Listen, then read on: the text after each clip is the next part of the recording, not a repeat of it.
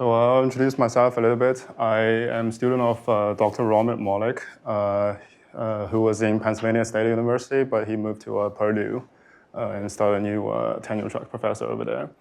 And I'm on behalf of him to be here in LA and give this talk, which freed me from the winter storm in Pennsylvania, which I'm very happy to enjoy the weather here.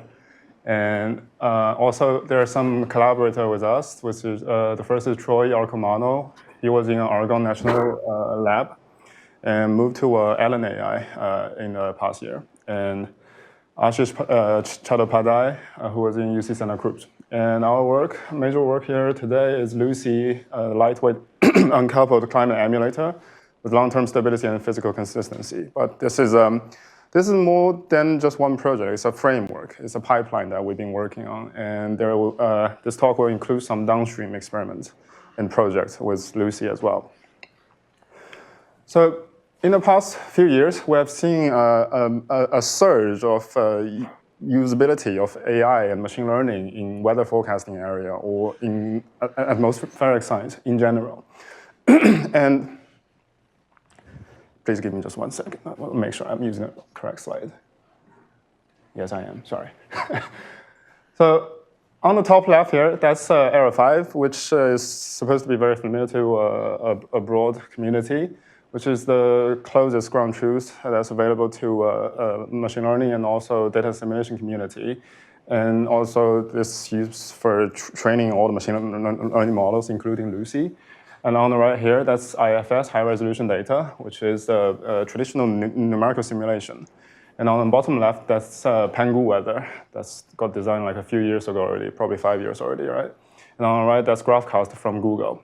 And in the past few years, we can see machine learning model has done a very good job. Like it's almost like surpassing the performance of traditional numerical models. And if you see on the right, this is the RMSE of Z500 comparing IFS high-resolution data and GraphCast. And you can see RMSE is actually lower with GraphCast.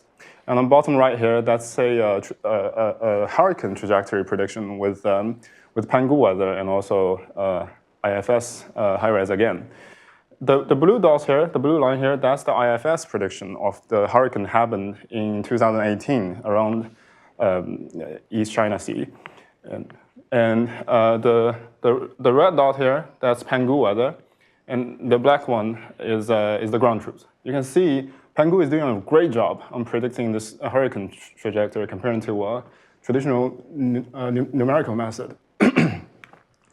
And also, like after that, after Pangu weather and GraphCast, there's almost an arm race between all the companies and big research group.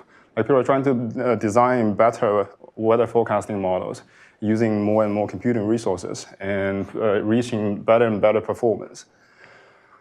But there's one general problem with all of these machine learning weather models, although they're doing a very good job.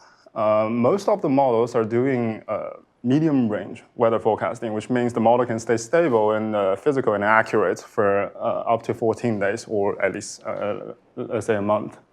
But there's one topic that our group got interested in. We want to see if we can reach long-term stability with this kind of machine learning forecasting model, which leads us to a topic of more large-scale, long-term compared to weather forecasting, which is climate emulation. So here are some examples of the weather forecasting model we have, ForecastNet, Pangu, and GraphCast. You can see if we go beyond the prediction horizon of these models, the model either become unstable or unphysical. Like either the values just become absolutely nonsense, or it's not physical at all down there. It's just creating some random image. So to solve this problem and to actually make a model usable for long-term or a seasonal-to-seasonal prediction, or let's say we want to study climate with these models, the model needs to stay stable for like at least, let's say 100 years or even thousands of years, because we want to see the climate change signals and everything. That gives more requirement for these models. And that's why we designed our own project, which is LUCIE. We want to create a long-term, stable, and physical climate emulator for people to be able to like study climate science, to see those climate change, and even, let's say, maybe we can study paleoclimatology with the model. So the first topic here will be LUCIE 2D, which is the original project we were working on. And this is a machine learning model based on spherical Fourier neural operator, which is designed by Caltech and NVIDIA people. And in this model, we're using SFNO as a backbone. And we input error 5 data into SFNO. Of course, this error 5 data is regridded down to T30 Gaussian grid, which brings the resolution to 3.75 degree. And the original error 5 resolution is quarter degree. And we pick several variables out of all the atmospheric variables, and also out of all the pressure levels. So here we have input variables to be U wind, V wind, specific humidity, and temperature, and log of surface pressure. And U wind and V wind are mid-level. Like we regrid the error 5 into 8 sigma levels. And here we pick the mid-level U wind and V wind. And specific humidity and temperature are surface, near surface temperature and humidity. And this model is very similar to ACE, if you're familiar to the ACE model designed by Allen AI, which one of my advisors actually just joined them. But the major difference here is we're not predicting the full field of the atmospheric variables. We're predicting increments. So the input variables are input into the model along with 2 forcing variables. One is orography to show the land sea mask, and one is TISR, which is the solar radiation to give the model a sense of time. And the model then predict those, this is funny. So those variables are called prognostic variables. So they will be input into the model, and the model predicts the increments of those prognostic variables, and then the increments will be summed back into the input and form the next time step, like reconstruct the full field of those variables. Yes, please. That's your most basic case. It's just those variables on the grid? For LUCIE 2D, yes. Yes. And then there is another diagnostic variable, which is output only, which is surface precipitation. And on the right, I don't know why I stopped, but this is one inference from LUCIE that goes up to like 181 days. But this is not the limit of LUCIE. Like the longest simulation we showed in our paper is 1,000 years inference. And to me, I personally tried like 5,000 years just for fun to see if it's actually stays stable for that long.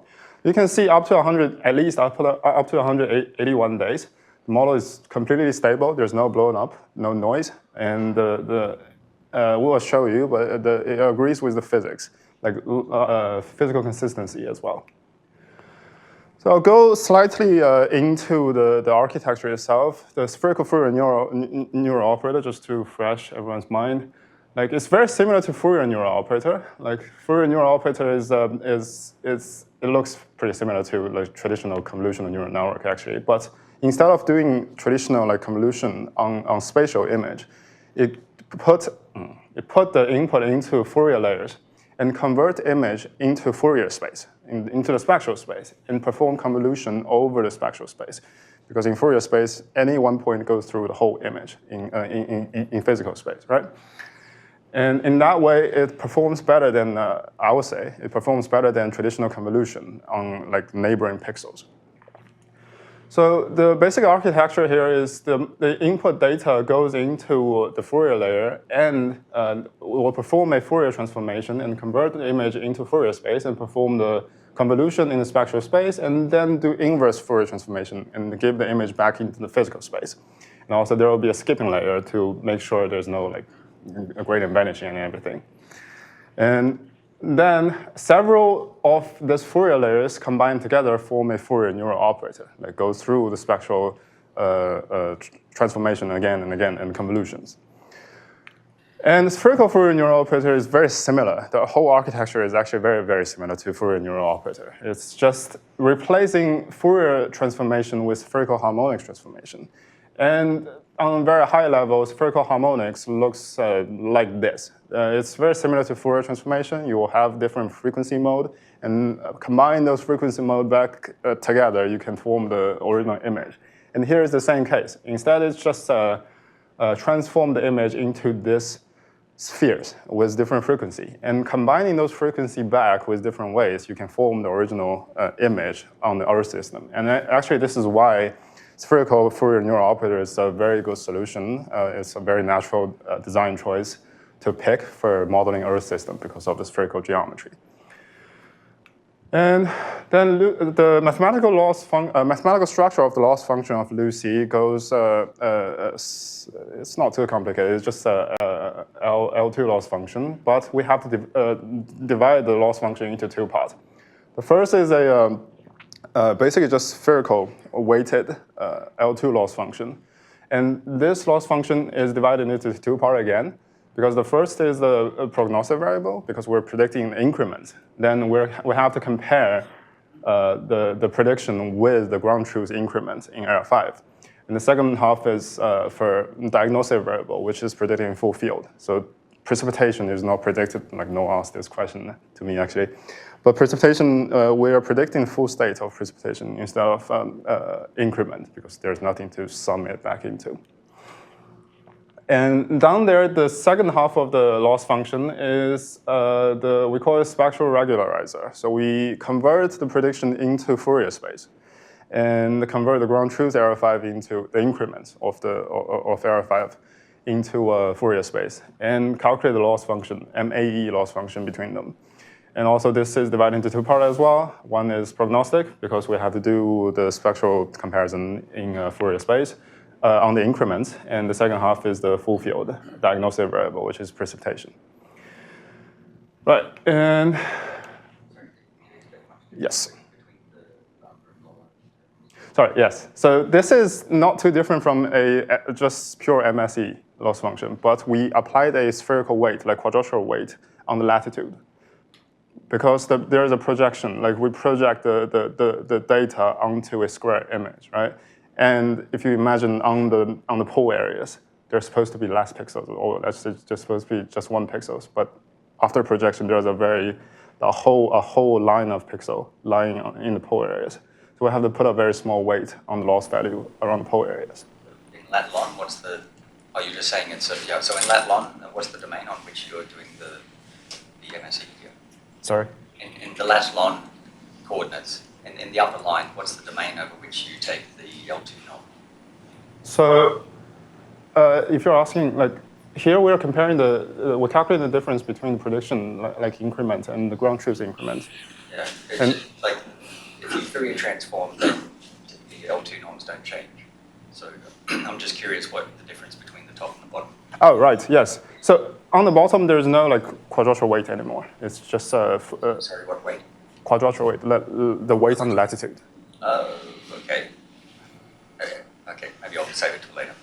Right, and yeah, there's no quadrostructural weight or latitude weight on the spectral space like comparison. So the second half, the second loss function here, we are converting the prediction, the increments into spectral space, the Fourier space. We perform FFT transformation and then calculate the loss between them.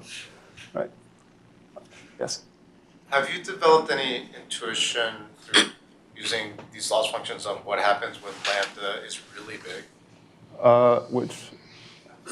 The lambda before the two summation functions. So delta lambda sigma sigma. Right. Yes. At lambda, because I found that changing that parameter can do some interesting things. Yes, actually, we got that from a reviewer actually. Okay. That's some next thing we're gonna do experiments on and verify. But yeah, I agree. It will change a lot of things for sure. I was not the reviewer. The reviewer was okay actually, so don't worry. Yes. So is this device of going to Legendre to spherical harmonics a way to enforce periodicity in the zonal and meridional directions? while still having your rectangular data matrix? Correct. This method, the spherical Fourier neural operator, respect the periodicity along the longitude direction. So why bother at all with L spherical? Why not just do it entirely in spherical harmonic space? Which equation are you talking about? Sorry. The second one. Second one. So essentially, set alpha to 1 in your loss function. So I didn't include the result in the it's fine-tuning pick, I would say. So we realized adding a loss function with FFT transformation, like on the spectral space, with FFT transformation, improve the power spectrum of our prediction. So, and we did try like converting the prediction into spherical harmonic space, and then add a loss function over there, but it doesn't do anything. So it didn't make any change, because our guess is spherical Fourier neural operator is doing that already. I have another remark. So you mentioned that you do these things to precipitations as well. Correct. So, like going back and forth between physical space and spectral space, if the function is smooth, it's okay. But if you have very sort of rough zones, like in precipitation, Correct. for example, you'll get a lot of noise, Gibbs oscillations in the Correct. So signal. there is some pre-processing with it, and I didn't mention I should have, but we take the log space of precipitation. That smooths the image out a little bit. And also we truncate. I mean, the resolution of the data is actually very, very low. It's only like 48 times 96 pixels, which is 3.75 degree. So that smooths out the image as well. And we take the log of precipitation, which helps as well. So we tried to input precipitation directly into like raw precipitation directly into the model, and it did hurt the performance pretty bad, actually. So yeah, that's a valid problem, yeah. I just had so in the term below, is that, so it's not squared? I just like, and is it, are you only, you're doing the multi-step rollout, you're doing the multi-step loss function. Are you only computing that and you're doing it in spectral space? Is that only for the power spectrum, or is it also for the phase? It's only single step. It's just so LUCIE is only performing like single step prediction, and this is just an MAE function. Okay, so that's the MAE. Is it of each spectral coefficient like a complex number, or is it of like the power spectra? It's the power spectra. Okay, so you're only penalizing the spectra, not the phase. No. Okay. Yeah. And then the top term will handle like the phase difference, and WI is just sine theta. That's our intent, yes. Okay. Okay. Anything else? Okay. So yeah, so one, again, like I said, this project is very similar to ACE, and because ACE is also using SFNO, and these two projects are actually designed on parallel, so I won't say it's too similar, and also I indicate the difference. But one major sell point of our, which actually original intention of making this project is to make LUCIE cheap. So as I said before, like our resolution is 3.75 degree, which is very, very low compared to what ACE is doing and all other models are doing. Like people are trying to do quarter degree or even kilometer degree things, which is crazy for us. But we choose to pick a very coarse data and build a functionally working climate emulator that's accessible to everyone. So as you can see here, like comparing to other models, like for example, ACE used 4 A100 GPUs and trained for like 63 hours, and Pangu here used 192 V100 GPU trained for 8 weeks, which is really not very accessible to common or normal PhD students like myself. And we designed LUCIE to use only one A100 GPU and train for only 2.4 hours. So you can retrain the model completely within 2.4 hours to reach the maximum performance we showed in the paper. But the very minimum required training time for LUCIE is only 14 minutes with 2 years of Era 5 data. That gives us a lot of advantage to use LUCIE as a platform to try different things. So we can build a stable and not so physical like the RMSE and climatology accuracy. Of course, it's worse with 14 minutes training, but it's stable. The original intention of this project is to make a stable long-term emulator.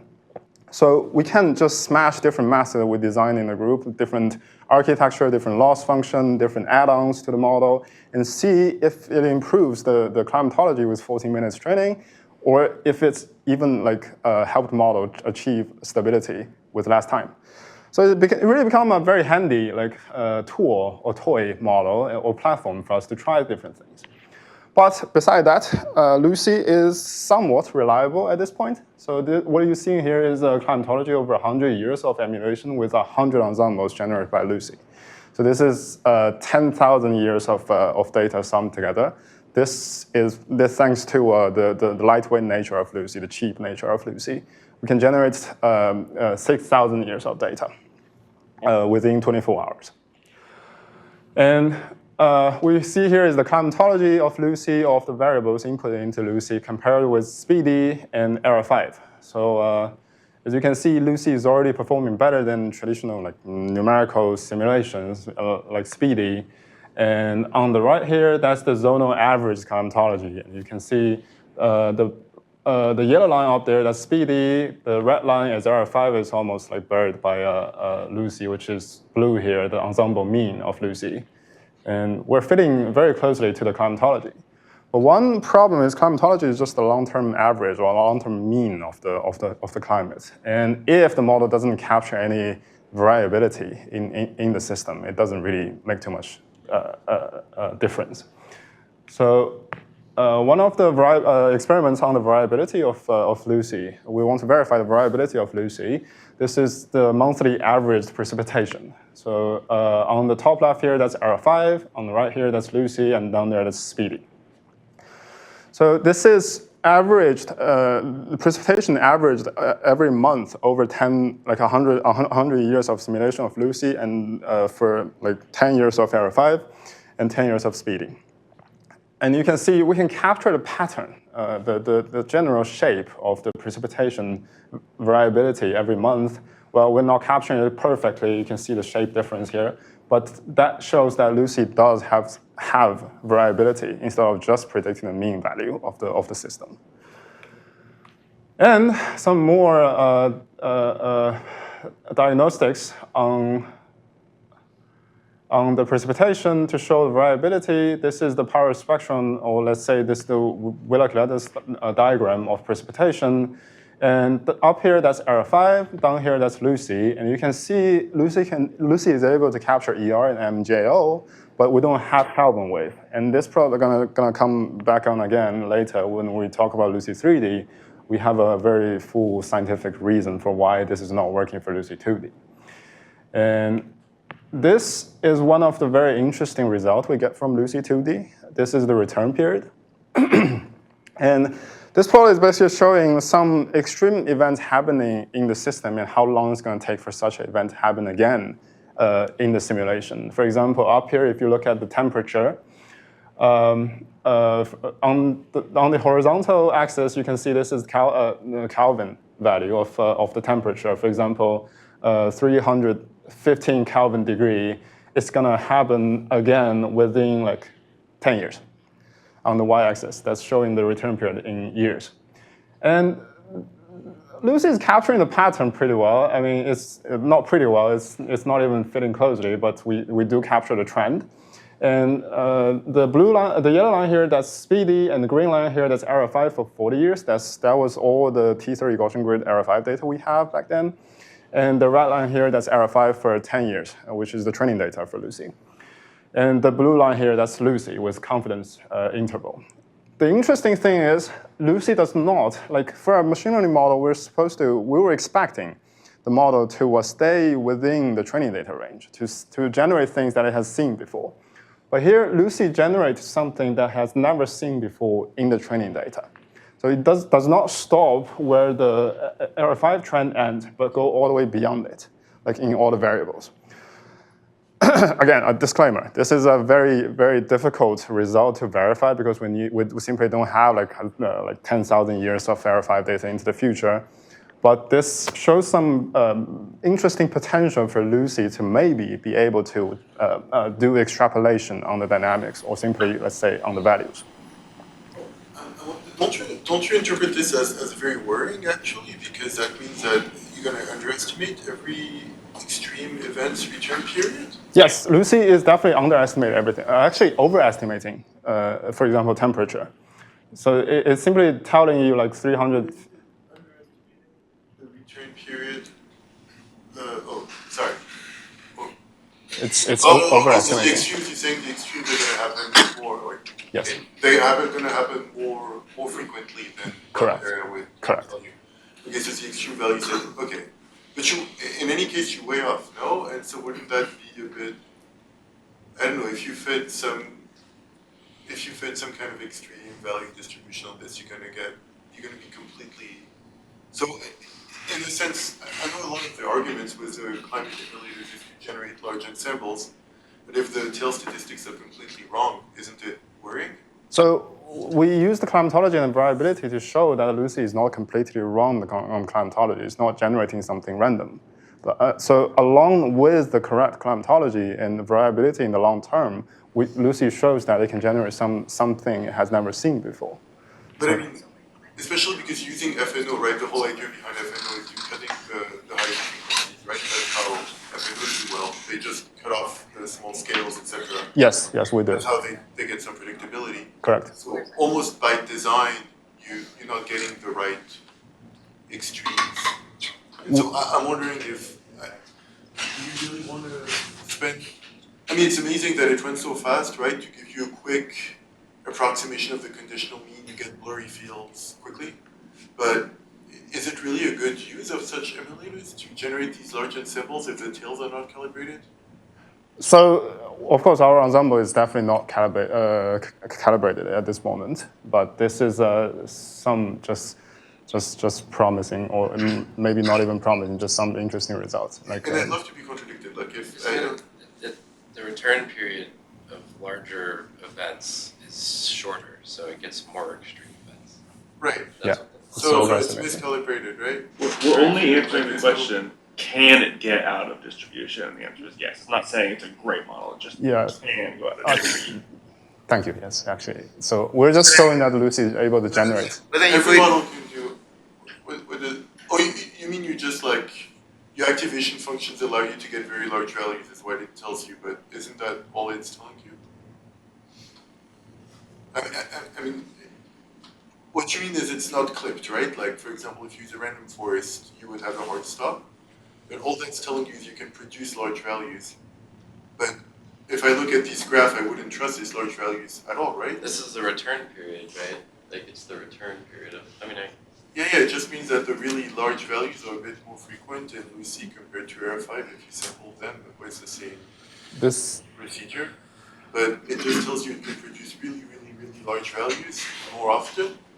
But the way we would typically use these plots is you have to do really careful statistics so that you get the return periods exactly right. And to me, that's worrying, right? It just tells you like, okay, it can blow up and give you really large values, but way too frequently. And I agree, actually. So this is not usable. And I'm impressed by LUCIE, by the way. I just want to say, like, I understand. It's really nice how cheap it is, how quickly it can produce a conditional mean. But I'm just the argument that it can produce.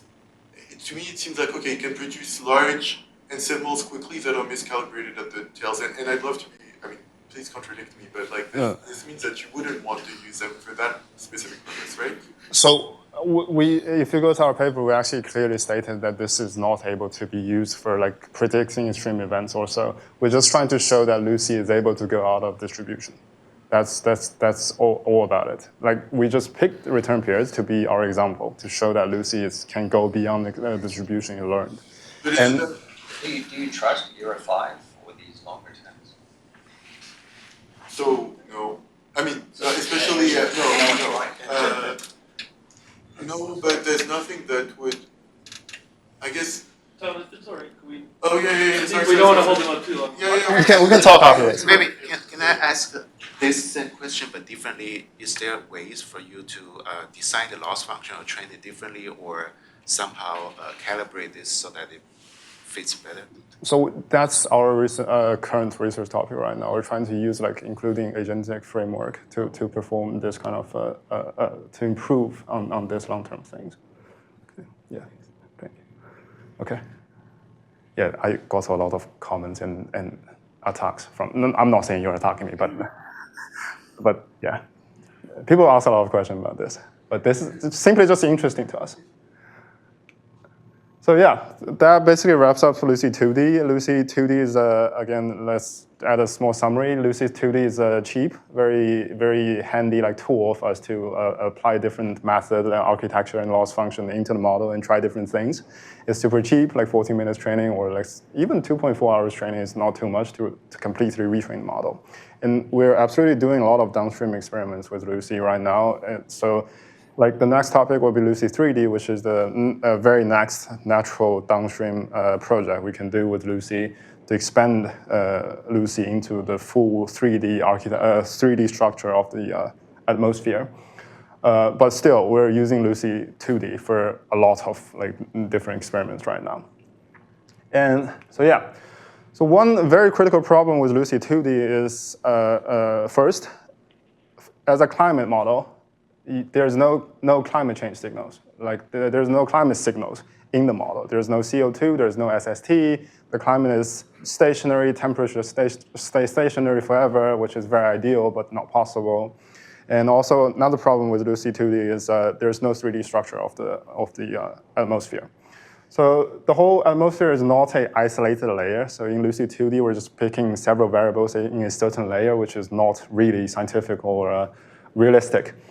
So the very next step we took was to add more variables, like to cover the whole atmospheric pressure levels into the model.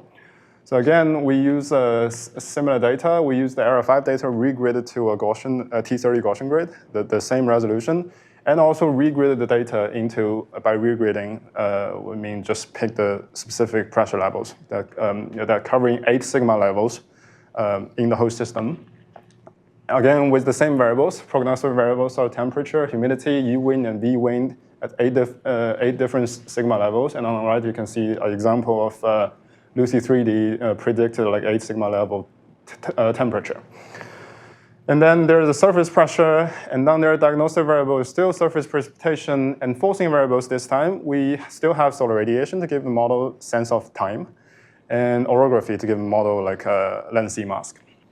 And this time we added CO2 and SST into the model. So we have 2 different models for LUCIE 3D. One is trained with only CO2 as forcing variable, so input only. One with CO2 and SST at the same time as forcing variables. So here's some AMIP style simulation with LUCIE 3D trained with CO2 and SST. If you see here, the red line is LUCIE trained with just CO2, and the green line is LUCIE trained with CO2 and SST. And the yellow line here is LUCIE with I'm gonna skip like LUCIE with CO2, like everything here with CO2 from now on. So LUCIE with SST is like we use constant CO2 like repeating in 1981. So we start simulation, initialize the simulation in 1981, and we have repeating CO2 in 1981. You can see we get a similar result with LUCIE 2D, like without CO2. It's flat. The temperature is not changing. Again, sorry, Area 5 here is the blue line. And the gray line here is LUCIE with CO2 only, and it's flat as well with repeating CO2.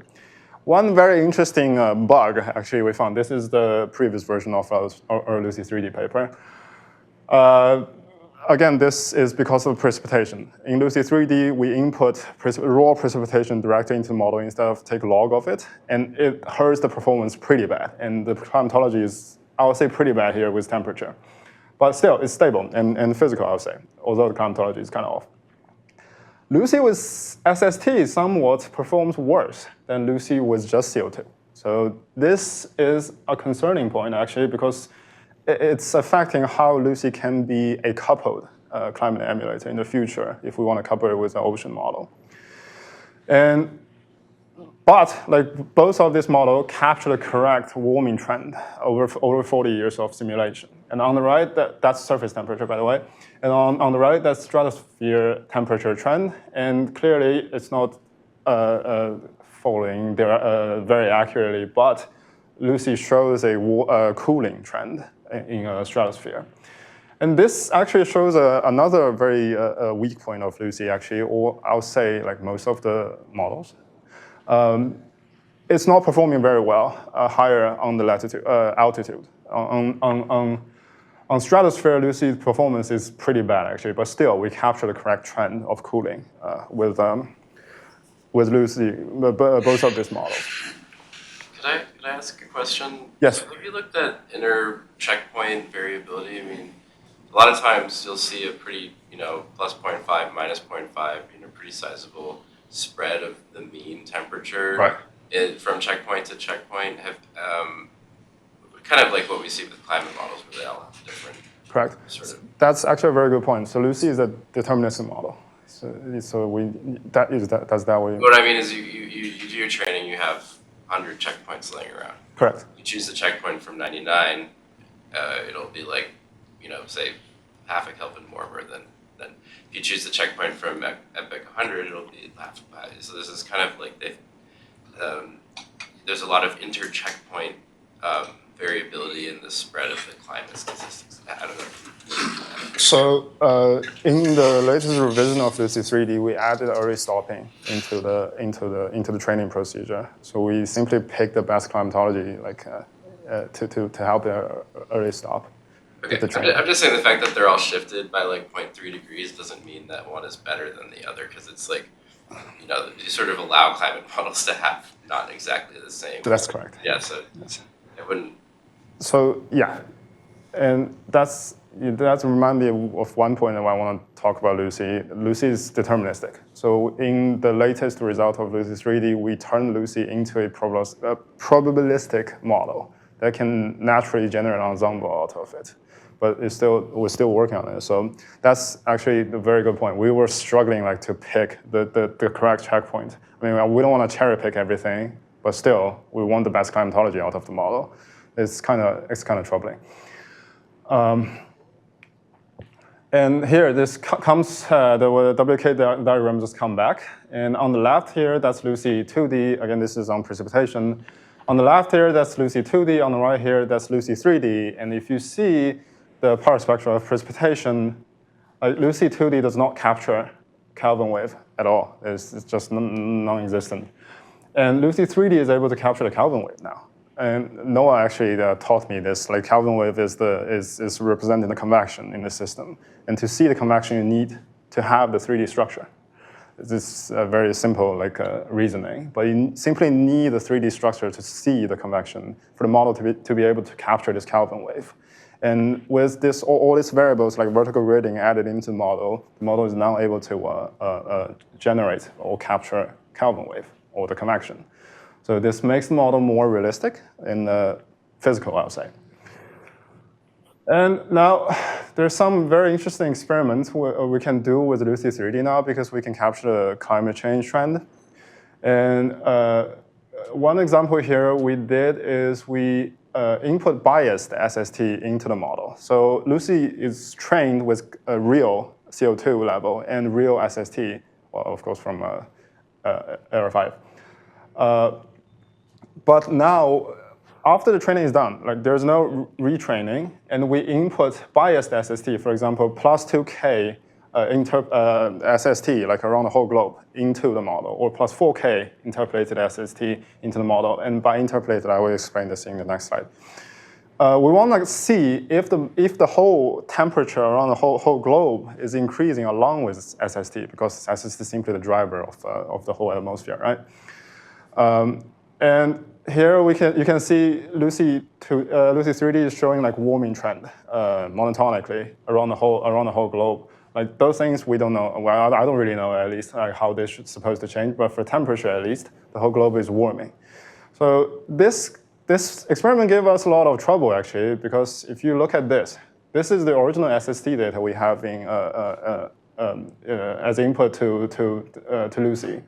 And down there we did some small trick to smudge the ocean value into the land, just smoothing the ocean values into the land. And on the left here, that's with original SST. And you can see if we add like biased SST and input it into the model, the land are actually cooling. So it's not really physical at this point. And then on the right, with this smudged SST, the whole globe is able to be warming. So this is just a pragmatic like solution or method to help the model improve on this result. But I would say this is not scientific because what does smudged SST mean, right? So, but this is just a temporary solution. This is our effort to solve this problem. And this is an open question right now. I believe ACE does not get this correct either. So I think this is a collective interest on this problem right now. And some more interesting results with large timescale events, like for example, this one here is the SSW, sudden stratospheric warming. And on the left, that's Era 5. Up there, that's zonal wind. And down there, that's temperature. So in such an event, there will be a sudden change of direction of wind and also a sudden warming in the temperature. And this is a very large timescale event. It happens around, like, I forgot the exact time, but in years. And on the right, this is LUCIE. On the left, Era 5, this event happened in 2013, and I believe LUCIE, sorry, this happened in 2006, and LUCIE SSW event happened in 2016. LUCIE generated several of this event during the 40 years of inference. And one thing that I want to mention is that it's not quite possible because like the whole atmosphere is a chaotic system. The climate is a chaotic system. It's not possible to capture the exact timing of such an event to happen. But this shows that LUCIE is able to generate such large-scale event, like happening years scale. And right, here's one, I have 10 minutes left, right? Here's one large example of a downstream experiment we did with LUCIE 3D, and that basically wraps up LUCIE 3D, although some new results are coming with our revision, but that's what we have for now.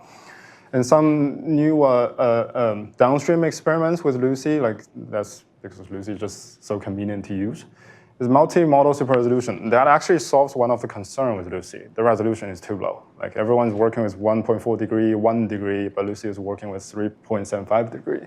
So our original goal was to build a super resolution model, like to keep the cheap nature of the dynamical core we learned from LUCIE.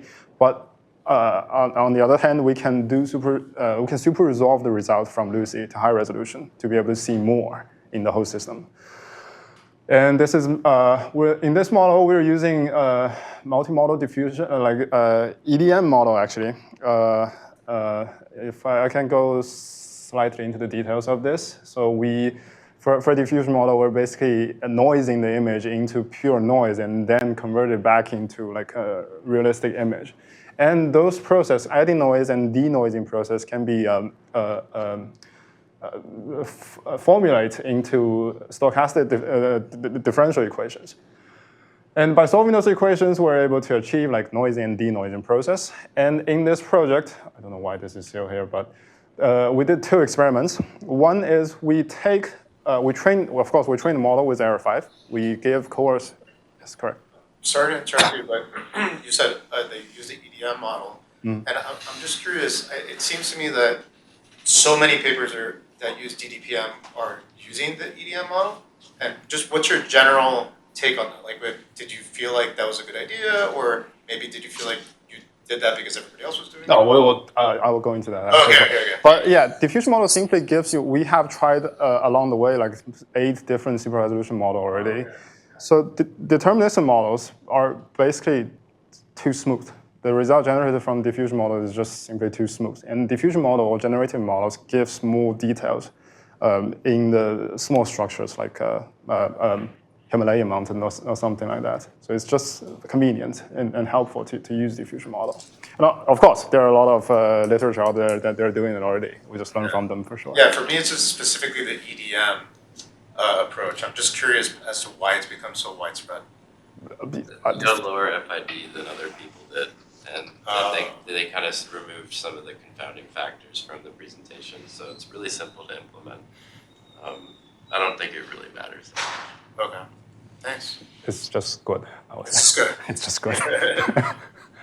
And well, with this EDM model, we applied a specific method in the next slide. Actually, it's called posterior sampling. I'm going to introduce that a little bit. But with we did two experiments here. We trained the diffusion model on generating high resolution error 5, given like low resolution error 5.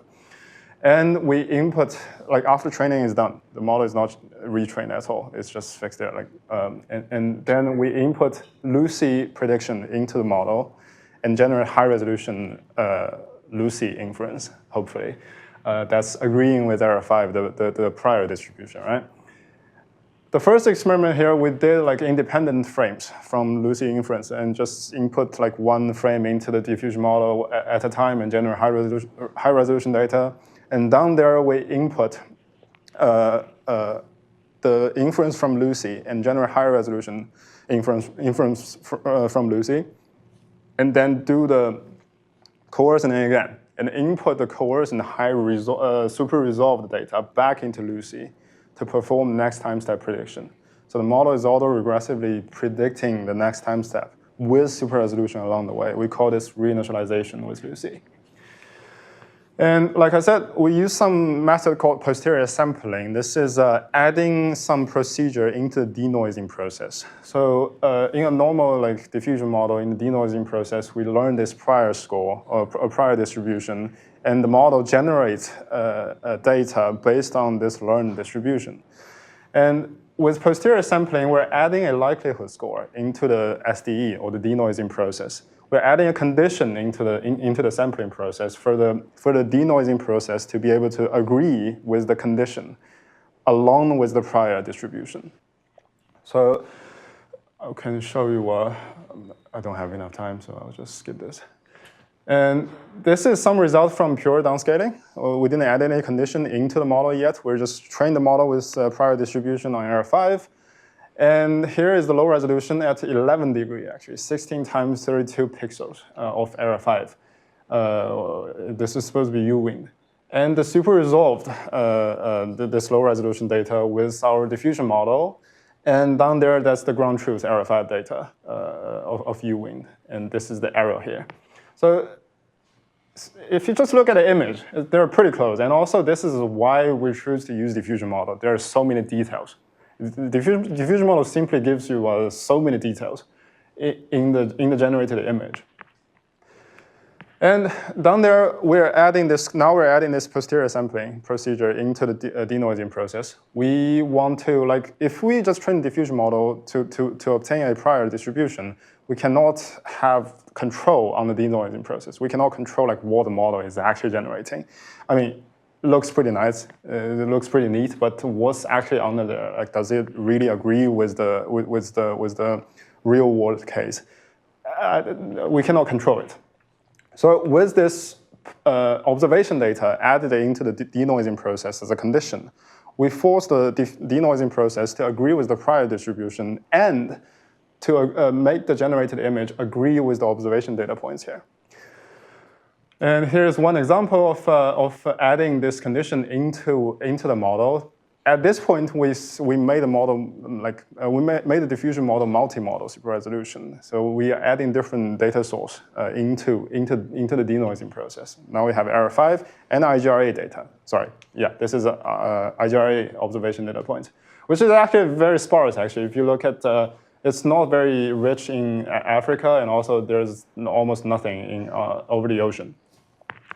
And we successfully made it. We add this condition into the model and generate results that's agreeing with error 5 and the observation data at the same point. But one problem is, wherever there is no like observation data available, like over the ocean or something, the diffusion model is still generating like random image out of the prior distribution. But this is just an attempt to make this thing work. We're building a pipeline to do this outside.